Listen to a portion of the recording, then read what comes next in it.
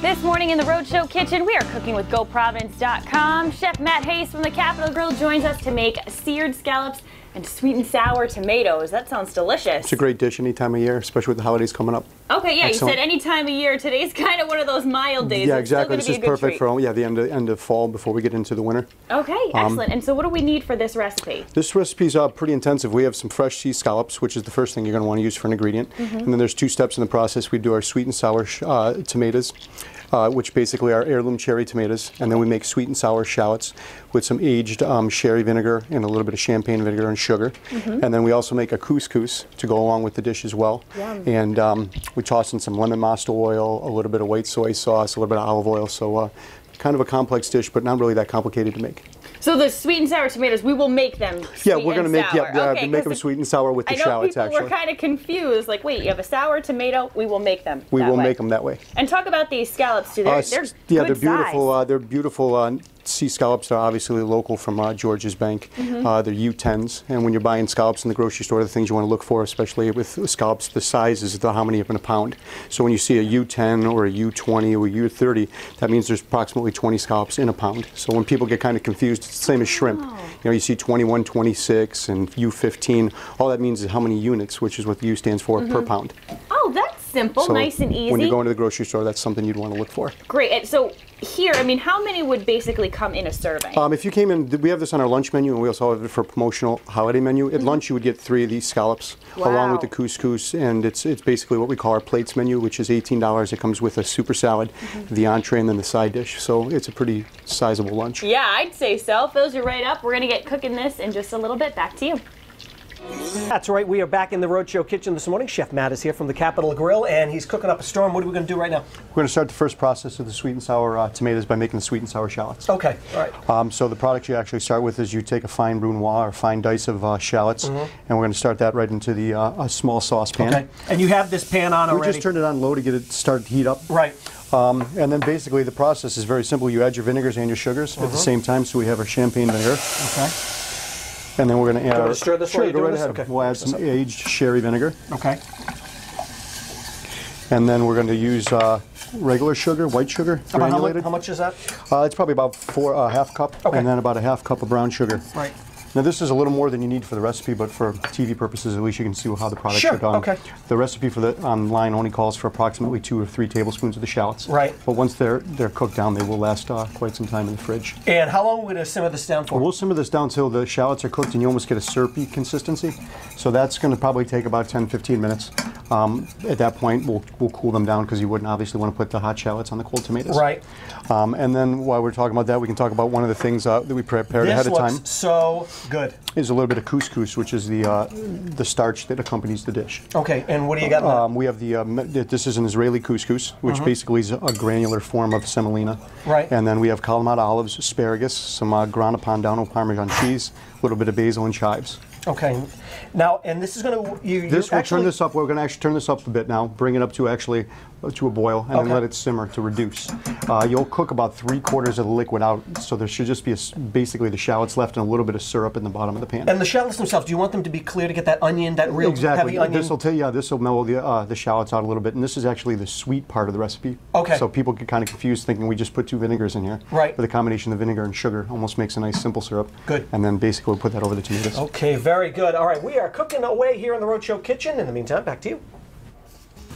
We're back in the Roadshow Kitchen this morning. GoProvidence.com. Chef Matt's here from the Capitol Grill. It smells really good. You can smell the tomatoes. We can smell the vinegar. The second you walk in this kitchen, it's a very aromatic dish. It is. Yeah. It absolutely is. First step in the process, we're going to start the scallops to sear off. Very important. We use butter in this process. Right. When you're looking at oils, you're looking at smoke points. Butter has one of the highest. You wouldn't want to do this with an extra virgin oil because it would end up burning. Okay. So the key is to get a nice caramelization on the scallops because they're very high in sugar. So one other step you want to do is you want to make sure for safety purposes you pat the scallops dry. All right. Because any extra moisture and fat splashing. We'll make, all right. So basically, once we know the scallops are dry, the chains have been removed if they weren't removed in the grocery store, we're going to lightly salt these. We're going to lightly pepper them. And then once our butter gets nice and hot, you should hear a nice sizzle when you put them in. Sizzle when you put them in. You can hear that sizzle. Now the key with this is proteins will release themselves when they're ready to be turned. A lot of times people think they have to keep flipping things. You really only want, this is only really a 2-step process. Okay. You want to let them sear on one side, turn them over, sear on the other side, and then they're done. Great. So while these are cooking, Yep. Michaela's going to start the couscous. We made the couscous salad ahead of time, so it's chilled. You're going to put a little bit of butter in here, and you want to use a non-stick pan because Okay. otherwise the starch will stick to the bottom of the pan. And let everybody know And what do you was have in this here here. again? This couscous has some asparagus, some basil, grana padano, cheese. It has a little bit of Kalamata olives, some lemon masta oil, which is an imported oil from Italy, made Right. from Sorrento's, Great. lemons. And well, basically, this is all fully cooked. All we're trying to do at this point is warm it up. Just Warm it up.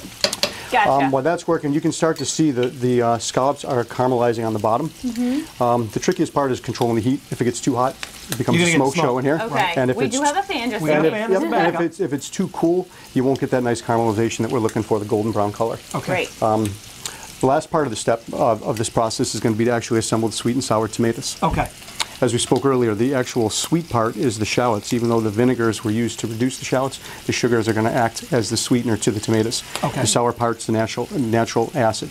So if you will, you can dump all your tomatoes in. Basically, These tomatoes. these are alone heirloom cherry beautiful. tomatoes. It's assortment of little baby yellow, red grape tomatoes as far as some heirlooms. They look great. Coming near the end of the season on those, but you could substitute with any tomato that's available in the grocery store. Okay. Nice. We have some of our sweet and sour shallots. You'll use about 2 tablespoons of this. Okay. And then over here we have a little bit of white soy sauce, which is right there. Right here. Yep, and put that in. Chervil and chives, Okay. fresh You want the chervil. whole- all Yep, of this everything's stuff? all Okay. scaled out for you. Okay. Michaela's got some heat over here. I'm keeping got an eye chives. on it. The chives. Mix this in. And then we have our salt, pepper. Just a pinch in. You got, actually, it's all measured out. You can dump it right in. Okay. So all the salt. See, if I didn't ask you when I dumped that whole thing in, I would would've get in been- trouble. Yeah, I would have been in trouble. Pepper, and then the 2 oils. There is some extra virgin olive oil in this, as well as the lemon masta oil and the tomatoes. At this point, our scallops are getting very close to that point of being caramelized. Yeah. Wow. Great And you can color see the on sugar, those. and you can see they also, even though this is a non-stick pan, it's not a non-stick pan. Once the proteins are ready to be flipped, they won't stick to the bottom. So as long as you have real high heat and an oil that's not going to burn, You can you're avoid that you're going to avoid sticking. that sticking, and you're going to also avoid any burning. Great. The other thing people sometimes don't realize, you don't have to cook scallops all the way through. It's a shellfish. You eat oysters raw, you eat Yeah. clams raw. I know people that will eat scallops raw, so the object is to leave them, cook them approximately medium. So you don't have to be too worried about them. Exactly. You're doing excellent over here, Will. Perfect. So as Will's got all his tomatoes and so forth, we're not going to heat those up. We're going to leave those at room temp. We're going to let these scallops continue, and then the couscous is hot enough now, so we can transfer that over to the plate. All right. And while I do that, I mean, you guys got to be super busy with the holidays are coming. coming. Yeah, with the holidays coming, this is actually one of the dishes. We're doing a very limited group dining menu for large parties. People celebrating the holidays, family, businesses, and this is one of our featured items on that dish. It's also available on our lunch menu, so you can enjoy this dish during the day or in the evening.